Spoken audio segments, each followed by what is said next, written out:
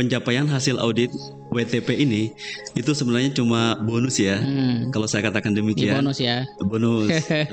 Bukan bukan yang utama malah Bukan ya. yang utama, bukan hasil. Ya, ya. Nah, yang utama sebenarnya adalah bagaimana kita meyakinkan masyarakat dalam hal ini publik ya, agar kepercayaan masyarakat itu semakin mendalam ya.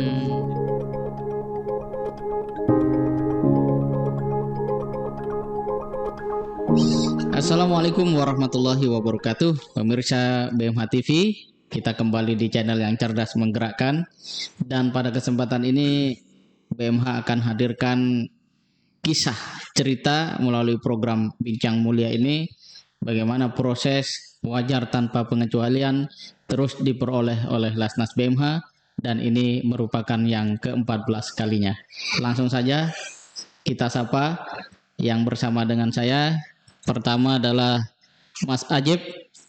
Beliau adalah bendahara pengurus yang langsung mengurusi langsung ya hari ke hari. Bagaimana kabarnya Mas Ajib? Alhamdulillah baik, Mas Imam. Alhamdulillah baik, tidak pusing ini ya dengan laporan keuangan. Kemudian ada Direktur Utama Lasnas BMH, Mas Supendi. Apa kabar, Mas? Baik, Mas. Assalamualaikum. Waalaikumsalam warahmatullahi wabarakatuh. Alhamdulillah. Jadi ini merupakan yang ke-14 kali. Betul, Mas Imam. Dan yang kedua di masa pandemi. Nah, ada kisah menarik apa ini di dalam proses WTP itu, dan hal-hal yang kemudian secara langsung bisa memberi inspirasi bagi pemirsa kita. Bismillahirrahmanirrahim. Assalamualaikum warahmatullahi wabarakatuh. Waalaikumsalam warahmatullahi wabarakatuh. Alhamdulillah, syukrillah, wa ni'matillah, wa la hawla wa la quwata illa billah. Asyhadu an la ilaha illallah wa asyhadu anna Muhammadan abduhu wa rasuluh. Qala rabbi shrah li sadri wa yassir li amri wa hludatan min lisani yafqahu qawli, amma ba'd. Sahabat BMH TV yang berbahagia, semoga segala aktivitas kita hari ini diridhoi oleh Allah Subhanahu wa taala. Amin. Amin amin ya rabbal alamin.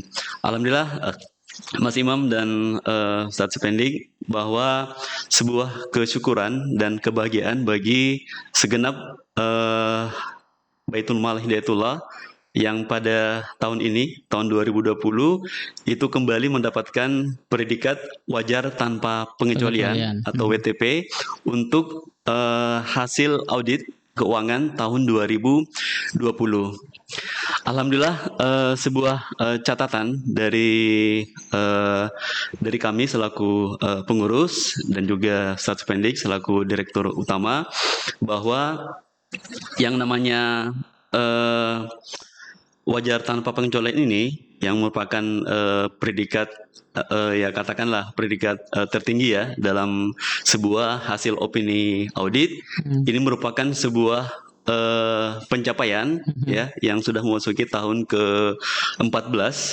Kalau di masa pandemik berarti kita telah memasuki tahun kedua ya, di mana tahun 2020 kemarin untuk laporan keuangan hasil audit 2019 itu merupakan hal yang paling sulit ya. Kenapa saya katakan demikian?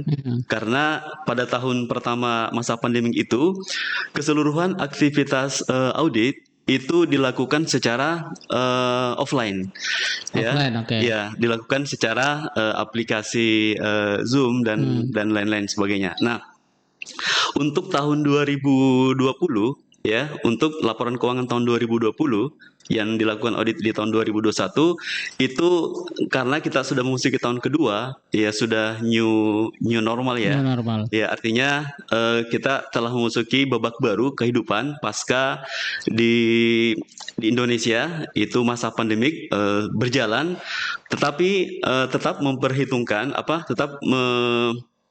memperhitungkan terkait dengan protokol kesehatan 3M. Ya, kita harus memakai masker, menjaga jarak, terus mencuci tangan. Nah, terkait dengan audit itu oleh auditor itu menggunakan dua pola audit.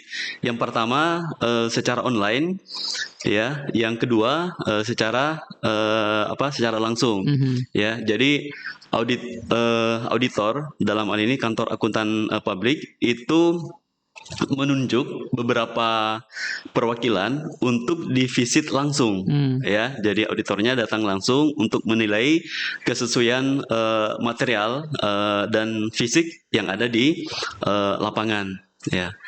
Seperti itu, Mas Imam. Berapa panjang biasanya untuk lahir sampai pada tingkat ini Anda dapat WTP misalnya? Jadi proses audit itu kalau secara efektif ya kurang lebih mungkin 1,5 bulan ya. 1,5 bulan sampai 2 bulan. Sejak Februari, Maret, April ya keluar, ya alhamdulillah 2 bulan.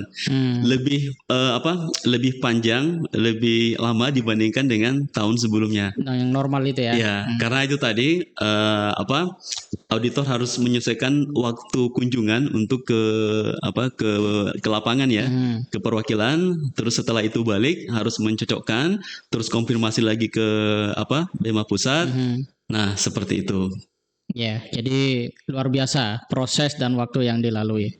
Bagi BMH apa sebenarnya makna WTP ini? Apakah sesuatu yang secara manajemen berpengaruh, bagi pengembangan SDM juga demikian, bahkan mungkin bagi jaringan BMH secara nasional?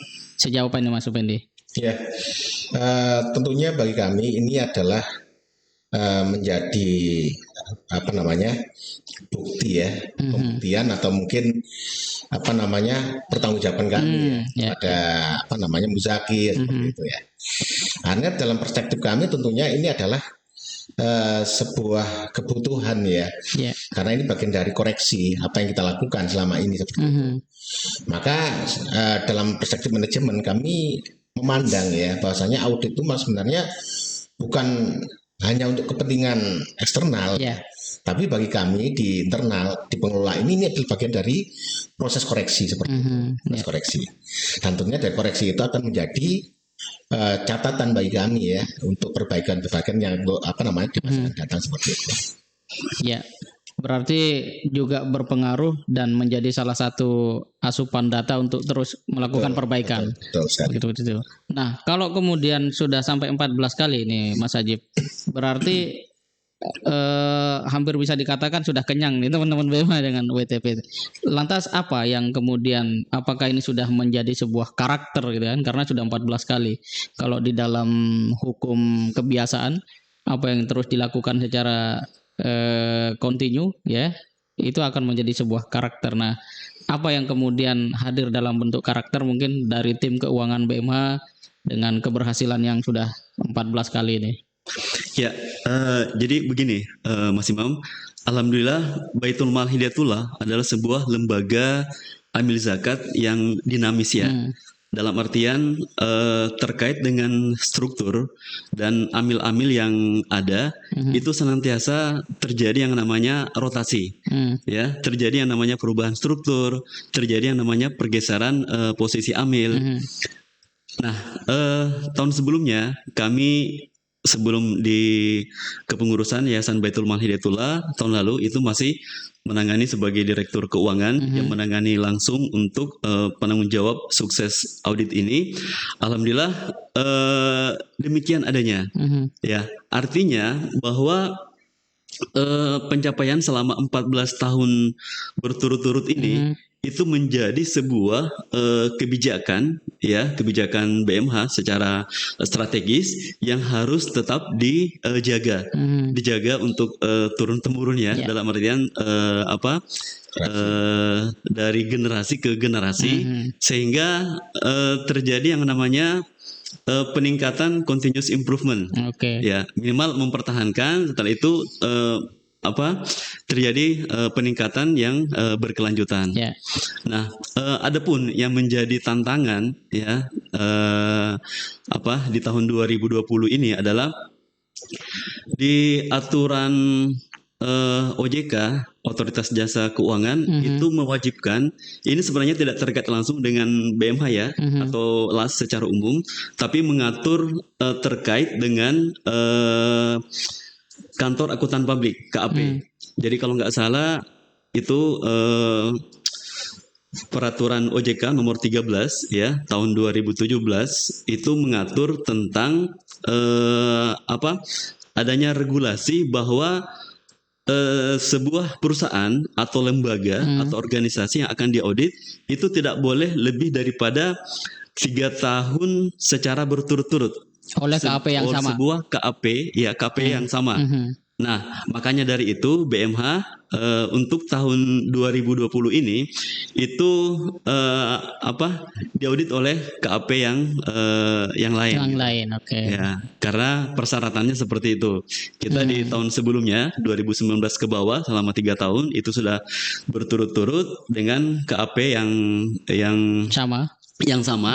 Untuk tahun 2020 ini dengan KAP yang berbeda. Yang berbeda, oke. Ya. Jadi opini wajar tanpa pengecualian itu memang betul-betul dari sebuah lembaga yang memang kredibel kredibel, publik, dan undang-undang mengatur tidak boleh terus-menerus lebih dari 3 tahun. Oke. Betul. Menarik. Nah, Mas Supendi, kalau seperti itu kan berarti ada sebuah dampak secara langsung ya, berdasarkan penuturan Mas Ajib tadi bahwa ada perkaderan, ada sistem, sehingga hampir semua lini di BMH itu katakanlah ada orang ya, ada personel yang disiapkan. Nah, lantas dengan WTP yang kemudian yang ke-14, apa yang akan dicapai dalam konteks kemajuan BMH di tahun berikutnya? Ya, tentunya bagi kami ya, WTP itu memberikan tambahan energi ya. Oke. Artinya untuk memberikan sebuah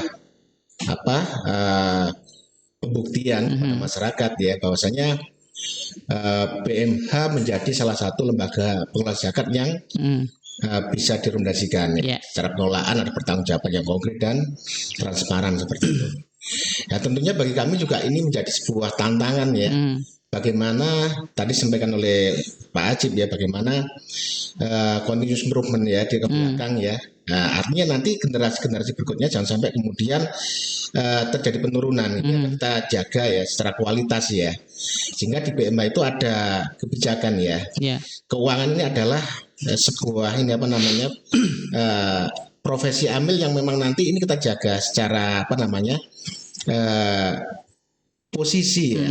Artinya mutasi rotasi untuk ini Direktorat Keuangan ke bawah ya, termasuk departemen dan divisi ya di tingkat perwakilan. Kita jaga bagaimana jalurnya ya. Mereka kalau dimutasi rotasi dalam hal ini tetap dalam satu jalur ya, keuangan seperti itu. Sehingga nanti proses upgradingnya itu tidak mulai lagi nol lagi. Iya.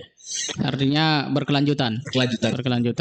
Sehingga SDM yang ada betul-betul bisa diandalkan dan tradisi yang sudah baik ini bisa terus ditingkatkan. Betul.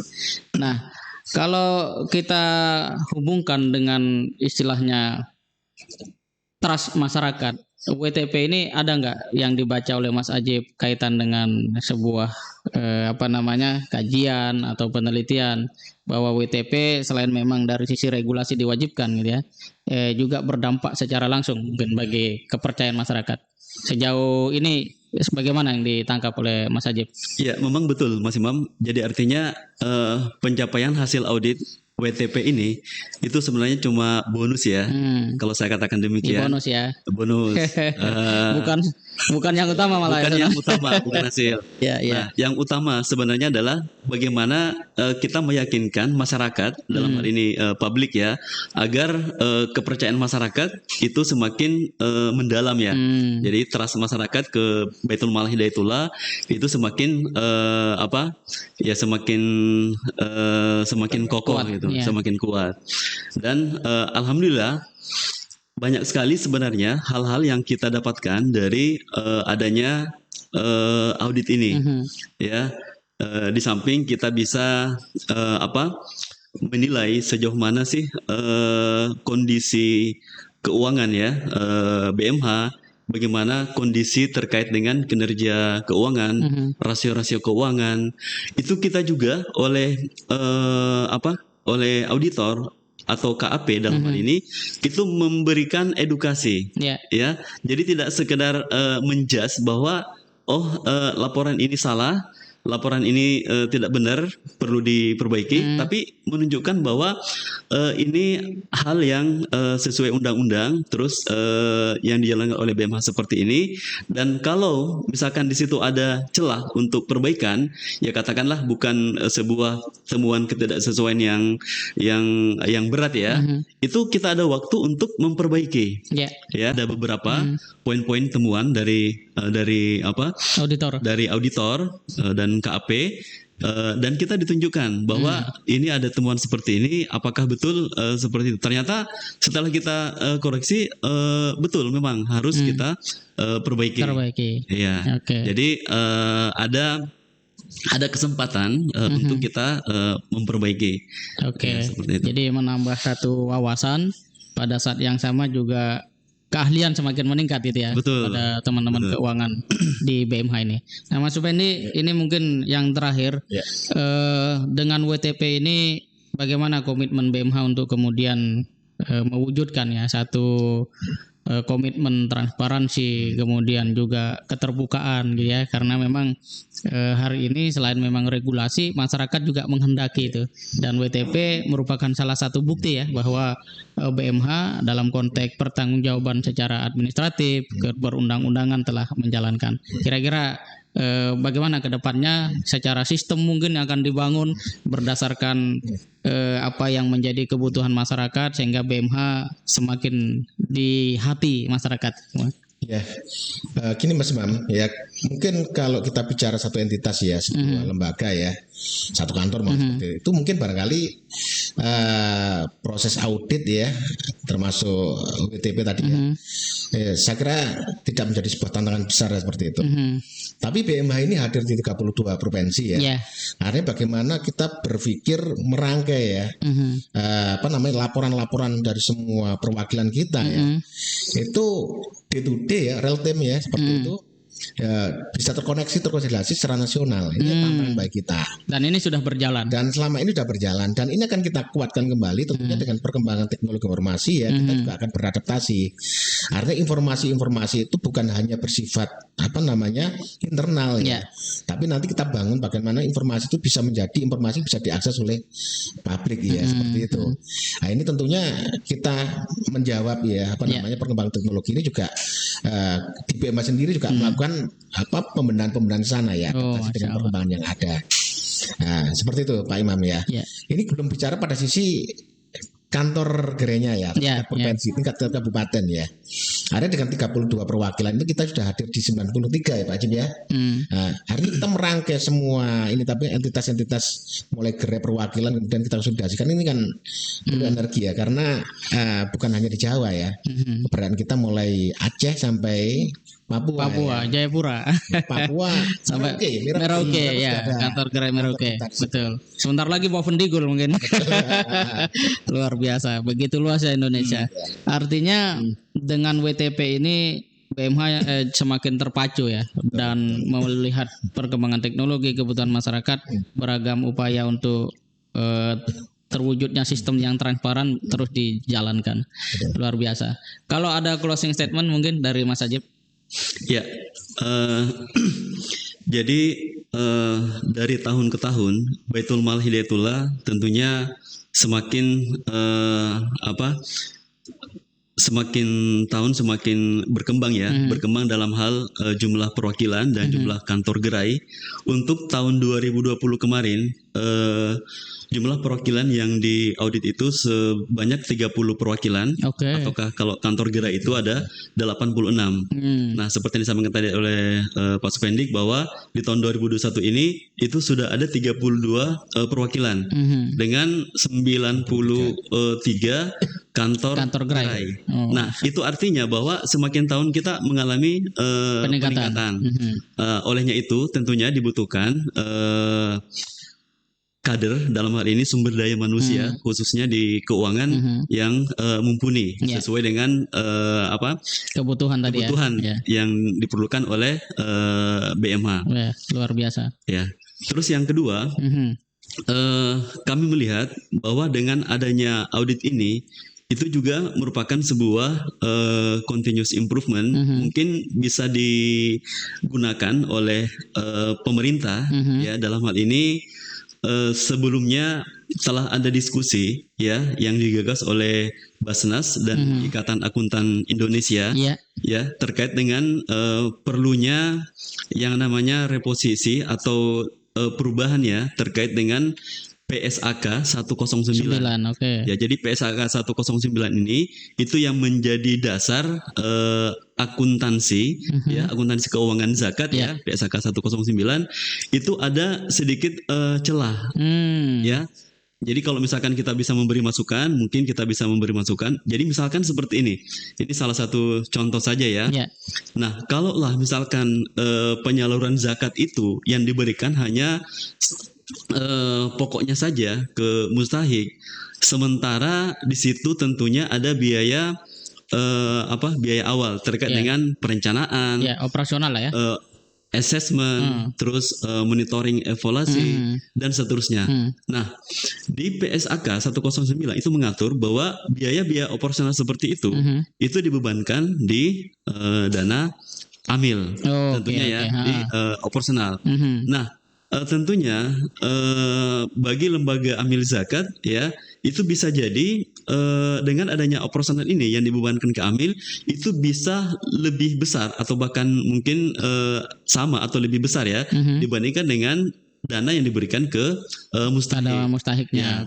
Jadi ini mungkin yang bisa dijadikan sebagai sebuah masukan bagi pemerintah nanti lewat Ikatan Akuntan Indonesia untuk ya bagaimana PSAK 109 ini itu mengakomodir hal-hal seperti tadi.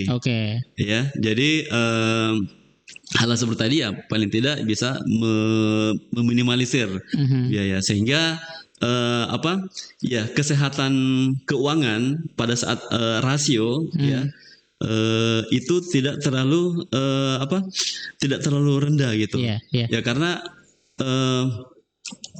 pada saat audit itu kita ada rasio ACR ya pendaya gunaan versus operasional itu bisa menjadi lebih kecil kalau misalkan beban operasional tadi dibebankan ke dana amil.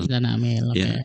Terus yang ketiga bahwa pelaksanaan audit ini ya itu sebenarnya mengacu kepada Peraturan Pemerintah Nomor 14 Tahun 2014 yang merupakan penjelas dari Undang-Undang Nomor 23 Tahun 2011 tentang pengelolaan zakat. Ya, di mana di Peraturan Pemerintah Nomor 12 itu mengatur bahwa untuk pelaksanaan audit itu ada dua, ya. Jadi ada audit keuangan itu sendiri dan ada audit syariah.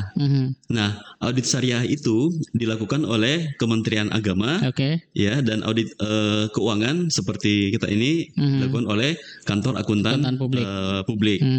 Nah, kedepannya material-material yang dijadikan objek audit untuk syariah ya, itu tentunya mengambil dari audit keuangan. Jadi insya Allah mohon doa dari sahabat BMH TV dan juga para muzaki ya semoga BMH lolos di audit keuangan ini juga nantinya bisa lolos di audit syariah terkait dengan syariah compliance seperti itu. Ternyata mungkin audit demikian. Ya, terima kasih Mas Ajib. Ternyata audit ada dua ya. Betul. Ada keuangan, audit syariah. Luar biasa. Belum lagi audit internal mungkin. Audit manajemen ada lagi. Ya. Mas Effendi ada closing statement. Ya, sebenarnya terkait dengan accounting ya kemudian audit ini maka sebenarnya di ajaran agama kita sudah jelas ya, tersampaikan ya bahwasanya setiap keseharian kita ada dua malaikat yang mendampingi kita ya, mencatat aktivitas kita seperti itu.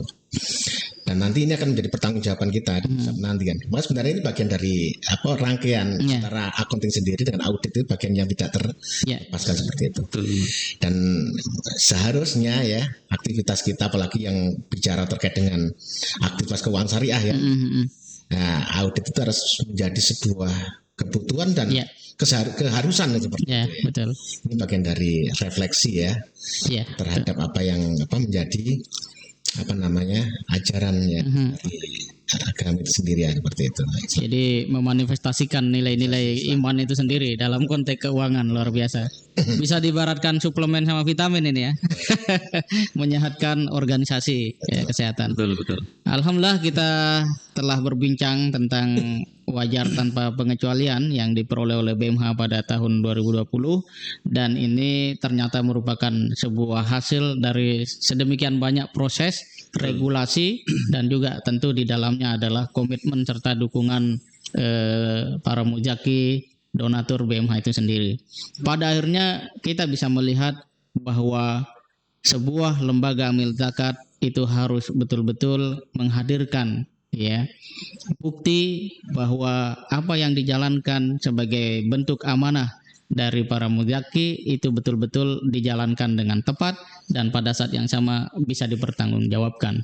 Dengan adanya WTP ini berarti BMH menjadi sebuah lasnas yang dapat dibuktikan secara langsung eksistensinya, keterbukaannya, transparansinya, dan tentu saja semua ini adalah bonus ya dari sebuah komitmen besar BMH itu sendiri sebagai sebuah lembaga amil zakat dengan core program dakwah dan pendidikan yang kini juga sudah melakukan beberapa terobosan, ada rumah Quran, ada program ekonomi, dan tentu saja ini akan semakin menjadikan BMH lebih dinamis, bermanfaat, menjangkau masyarakat semakin luas. Demikian pemirsa BMH TV pada bincang mulia kita pada kesempatan ini. Terima kasih pada Mas Ajib, Mas Supendi atas waktunya.